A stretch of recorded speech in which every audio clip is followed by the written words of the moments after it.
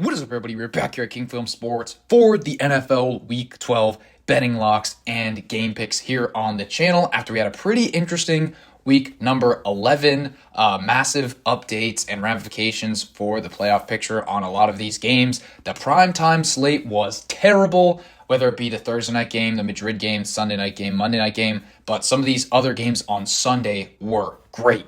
So we'll hit a quick recap here and then get to the NFL Week 12 action.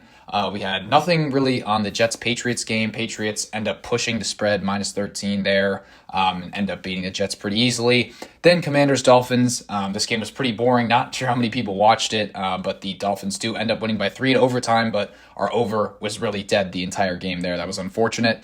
Then we had the Falcons -3 here, and I thought we definitely should have covered this number. This is just a microcosm of this Falcons season. Penix goes down, the Falcons offense dies, and this Panthers team just does what they do. I mean, they don't look very impressive, but they get this win here, get to 6-5, win this game in overtime, actually, there in Atlanta, and now potentially could end up winning this division here. They're only a half game out of the NFC South. They have a pretty easy schedule coming up, and they do play Tampa Bay twice in the final few weeks of this season, so we will see if Carolina can keep this up and maybe make a playoff push there. Then we had the Bills -5 on the bounce back against the Bucs. Their defense is very concerning here. They gave up so many scores to this Bucs team, but Josh Allen, in spite of 2 very bad interceptions, he accounted for 6 touchdowns, I believe, in this matchup. Just a complete bounce back from him from that horrible game in Miami there. He looks back to his MVP ways, and the Bills easily cover the -5, but concerning things from that defense as well. But the Bucs defense is absolutely terrible in their own right.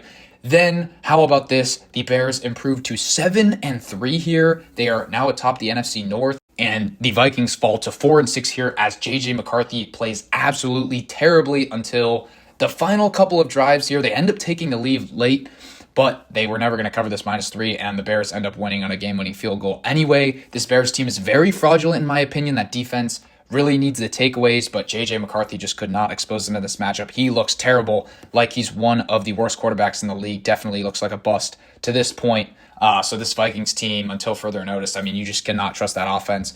Then we get to the second page of locks, did better here, and we had the Steelers team total under 28. This actually got massively unlucky. Should have just taken the under in the game because the Bengals offense finally ran out of gas there. Joe Flacco did not play great, and the Steelers did get a few huge takeaways in this game as well, which led to them really eclipsing this point total. But in my opinion, yes, it was very lucky happening with a couple late scores in that fourth quarter there. Aaron Rodgers obviously going down with the wrist injury was the big storyline from this game. Then we had the Seahawks +4 against the Rams here. Even if you took the 3 or the 3.5, you still ended up covering. This was massively disappointing from Sam Darnold. I mean, he's been playing great all season. The analytics say he is the best quarterback in the NFL thus far. And then to do that with the 4 interceptions, especially considering last year where he looked like an elite player through 17 weeks, and then he crumbles in Sunday night against the Lions, and then in the playoffs, it's just as terrible against the same Rams team. So I'm struggling to think, is it just this Rams defense who exposes him, or is it in these big games where he has to show up? I'm not really sure. The Seahawks are going to need better in the future, but also the surprising thing, and the thing that's got to be motivating if you're a Seahawks fan, is you had those 4 interceptions and still you had a field goal to win the game late. I definitely think that just speaks to how this Seahawks team is overall in the aggregate a better roster than this Rams team. I think they have more talent. I mean, Stafford in that offense, yes, his stats look decent, but they were really held in check. They did do very well in the red zone, as they've been doing this entire season.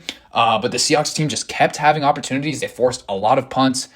So yeah, it wasn't a great game for most of it, but pretty entertaining finish there. And the Seahawks at least do cover a spread there.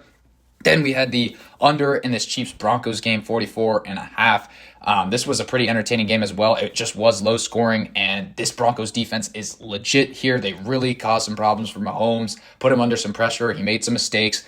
Bo Nix, actually, I've been saying that he's not a great player. I thought he played decent in this matchup. He's never going to carry this team to victories, but if he can just play like that, make no major mistakes, and then get the job done late, that's all this Broncos defense needs. And now with a huge lead in this AFC West, especially with the Chargers losing as well. So this Broncos team potentially could have home field advantage throughout the playoffs, or at least get a top 2 or 3 seed there. So that would be huge in the Mile High City there with the way that that defense is playing, but we get our under home there. And then we had the Eagles team total under 24.5. here. They ended up actually winning this game pretty easily just because the Lions, Jared Goff, in an outdoor game in the elements just could do nothing there, which is as expected. But I do think that this Philadelphia offense is broken because that Lions defense is nothing special, and the Eagles could only put up 16 points there. So pretty ugly dogfight there, but the Eagles do go under their point total.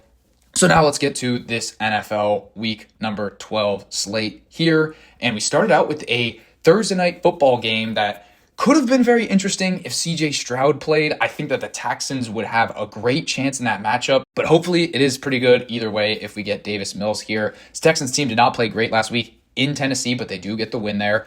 And we're taking the Bills team total under 24.5 here. I think that the Bills will embrace a more conservative game plan. There's no reason against perhaps the best defense in the league with this Houston team going on the road to have Josh Allen just go rogue here and do what he did last week, because they needed that last week in a shootout versus the Bucs, but I don't think they need Josh Allen going Superman mode on a short week on every play, considering the state of the Texans offense here. So I think they'll embrace a more conservative game plan, hand the ball off more to James Cook, and just let Josh Allen have some dump offs through the air and ride that defense against this Davis Mills-led Texans team here. I do think that the Bills will win close in this matchup, but give us the team total under 24.5 there in a game that I think is more mellow on the short week here, and the Bills embrace the more conservative game plan there.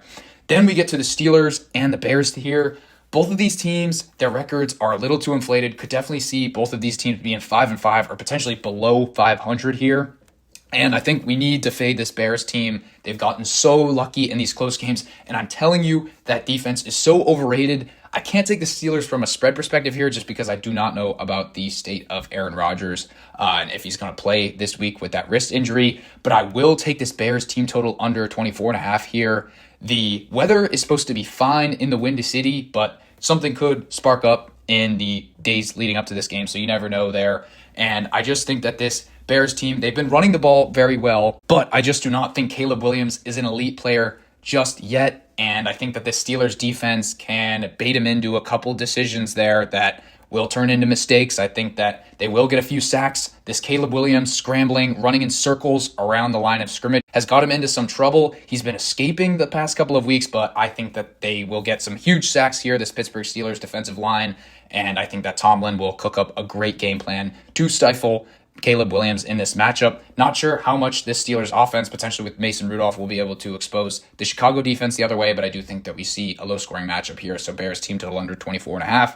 Then we get to the Patriots and the Bengals here. Not much to say. I think that this Patriots team is thoroughly better. They have the rest advantage. Going on the road, bit of a trap game here, but just this Patriots schedule, how easy is it here? And you have Drake May going for the MVP, so I do think that they win this game here. We'll see what the Bengals can do on offense. Will Flacco be able to go off? But I do think that this New England team gets it done on the road there. Then we get to a similar game where we have the Lions favored by 13.5 points, I believe, against this New York team. I think that's a little steep, but at that number, I can't quite go with the Giants yet. Maybe if the number goes up a little bit more, then we could be on the Giants from a spread perspective there, as I thought Jameis Winston wasn't bad against a Packers defense who is better than the Lions defense, and Jared Goff just could do nothing. Giants do have some players on defense there, but let's not kid ourselves. The Giants are still a terrible team here, bereft of talent, so we'll take the Lions, but Discord, top link in the description there, so you will see if we end up taking a play in that game there if you join the Discord.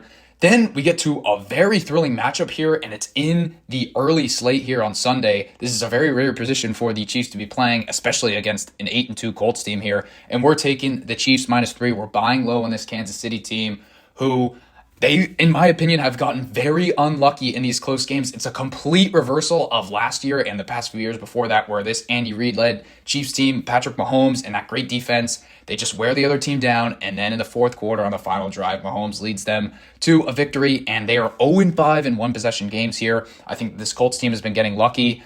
They've been taking advantage of a weak schedule. Yes, coming off of the bye here, but I do think that this is a tough matchup for Jonathan Taylor on the ground. And then Daniel Jones, I think that he's going to continue to get exposed here like we saw in that Pittsburgh game. So just a tough environment going into Arrowhead here. This is a must-win game for this Chiefs team who's currently on the outside looking in of the playoff picture. They need to get this win, and I think that they do. -3 points. Would not shock me if they get up in this game And then the Colts are not able to run the ball. They have to embrace a pass-heavy game script. And then Daniel Jones throws a couple of interceptions, kind of like that Steelers game. And the Colts end up getting run out of the building here. I could see a massive statement game. Chiefs potentially winning by 20 here. But for now, we'll just take them to cover the 3-point spread there in Arrowhead. Then we get to a divisional matchup here, NFC North, Vikings and Packers. And I think the prudent play here is just to play the under. Specifically, we are going with the Packers team total under 24 here. I cannot trust J.J. McCarthy with the spread. We did it last week at home. That was a perfect spot against that Bears team, and he just completely blew it. But this Packers team, I just think that their offense is pretty cooked, much like the Eagles. And even last week, it wasn't great. You also had the Josh Jacobs injury, which didn't help things, but only put up 27 there, and it could have been much less in New York against that Giants team. In these tough elements in Lambeau, I think they'll be more conservative here. I do not think that they'll be airing the ball out against this Brian Flores defense, which gave Jordan Love fits in the games last year. The Vikings went up huge in both of those games against Green Bay. The Packers kind of had some window dressing in the second half, but the games were already in hand for the Vikings. So I think that Flores really has this Packers offense solved, and I do think that he has a great matchup against them this week. I think that the Vikings defense will come to play here and get the Packers under their team total of 24 there in a dogfight. Then we get to the second page of locks here. We've got a couple more games in this early slate with huge spreads, both 13.5 here. I will take the Seahawks to win this game in Tennessee. Bit of a trap game, second game in a row for the Seattle team on the road, but they are just much better. I think this is a great bounce back spot for Sam Darnold to put up some stats and that defense to absolutely eviscerate Cam Ward. Similar here for this Ravens-Jets matchup. Ravens, that was always going to be a tough game in Cleveland, but they do end up winning it there, get to 5-5, and this Jets team is absolutely terrible. I think they're going with Tyrod Taylor, but I don't think it's going to be enough here against this Baltimore team, so we'll take the Ravens to win pretty easily at home there.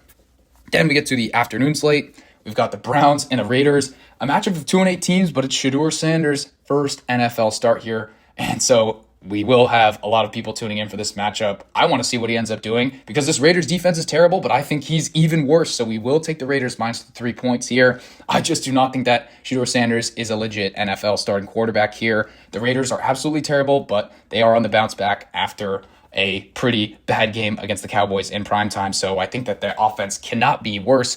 And also we have this Cleveland team who, yes, at home, their defense is a top 3 unit, maybe the best defense in the league when they play at home, but on the road, they are not as good. So I do think that this Raiders team will be able to move the ball. Ashton Genty could get going, Brock Bowers as well. And I just think that Shedeur Sanders, if all else fails, will give us maybe a pick 6 or 3 here in this matchup. So I will take the Raiders minus the 3 points there. I do not think that Shedeur Sanders is the real deal.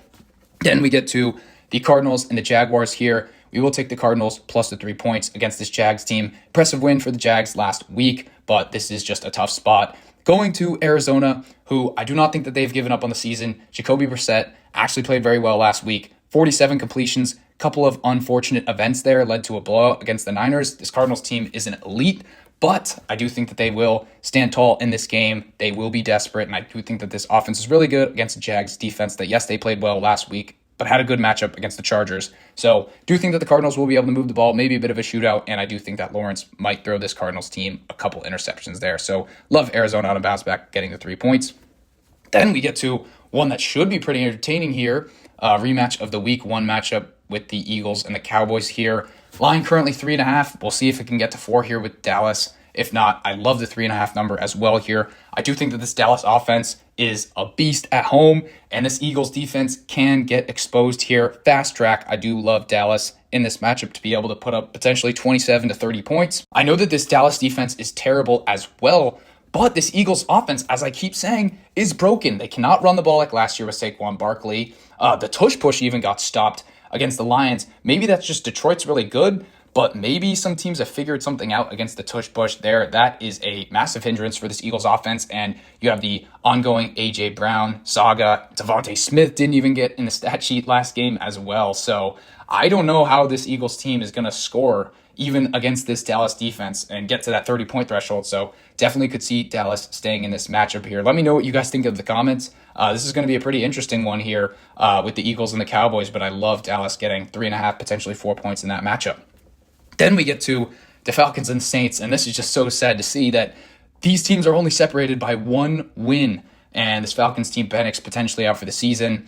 The Saints with Tyler Shuck, he actually looked pretty good before the bye week with that win in Carolina, so I'm going to take the Saints to win this one. No conviction at all. However, I mean, this Falcons team has so much more talent on that offense, but Kirk Cousins is so bad against the Saints defense, so I'm going to take New Orleans at home there. Then we get to the Sunday night matchup. The Bucks +7 here is the play. I do think that this Rams team is very overrated at this point. I know that offense is very efficient and this Bucks defense is pretty bad, but the Bucks offense is still riding high. I think they played pretty well last week in Buffalo, putting up 32 points. And my big thing about this Rams team is that secondary is especially overrated. So I do think that this Bucks team will be able to move the ball through the air with a couple of those young players on the outside. And hopefully Baker Mayfield doesn't throw too many interceptions like Sam Darnold last week. But I do think that the Bucks' desperation spot here, have they lost 2 or 3 in a row? I mean, you can't continue losing games here with these other teams like the Panthers hot on their heels. So do think that you get a desperate effort with the Bucks on prime time going across the country here against this Rams team, who I just think is slightly overinflated. Still a great team at 8-2, but we're getting a full touchdown here. I love it with the Bucks. Then we get to the Monday night game here, Panthers and the Niners. This one is huge for potential wildcard implications here in this NFC, where you got 2 teams above 500 that are not elite, definitely. But we will take the over 48.5. I do think that this Niners offense, especially with Brock Purdy and Ricky Pearsall coming back, are cooking. And this Panthers defense is nothing special here. So I do think that the Niners potentially get to 27 to 30 points. Kicker issues could behoove this over here, but it also could work in favor of the over if the Niners are always going for the 4th down. So we will see there. I do believe that Pinheiro is out in this matchup. But I do think that this Niners defense matches up really well. I do think that they'll be able to run the ball with McCaffrey, and I do think that Kittle and Juwan Jennings and those others will be able to go off. And I do think that this Niners defense is very bad, as you saw with Jacoby Brissett cooking them last week. The Cardinals should have scored way more than 22 points. And so I do think that Bryce Young will be able to move the ball with this Panthers team, as he was able to do over the course of the second half and overtime, when this Panthers team got a lot of weapons on the outside, and this Niners secondary is not very deep. And so I do think that there will be some plays to be made down the field. Weather looks to be pretty good in Santa Clara for this primetime matchup. So we will take the over 48.5 and what looks to be a shootout on Monday night. So with all that being said, let me know what you guys think of my plays in the comments down below. As always, share, like, subscribe, and I will see you all in the next one.